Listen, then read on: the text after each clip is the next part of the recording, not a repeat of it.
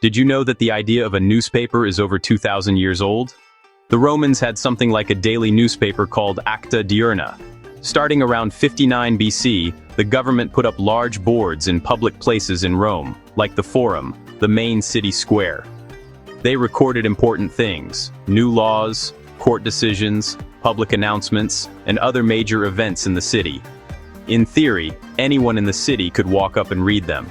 But in reality, mainly people who could read Latin and who lived near the city center could really use this news, because literacy and access were limited. Centuries later, another form of official news was developing far away, in China. In the Tang dynasty in the 700s, China had an official bulletin called Kaiyuan Zabao, the Bulletin of the Court. It was handwritten on silk and sent mainly to imperial officials at the court. Political and domestic news was collected and written down for these officials, not for ordinary people. So in both Rome and China, early news existed, but it was limited to people in power or people close to the capital. Much later, when printing technology spread in Europe, news began to look more like the printed newspapers we recognize today. In the early 1600s in Europe, printers started producing regular printed newspapers. One of the first and most famous was Relation aller Vornehmen und Gedenkwürdigen Historien, often just called Relation. It was printed in Strasbourg by Johann Carolus around 1605.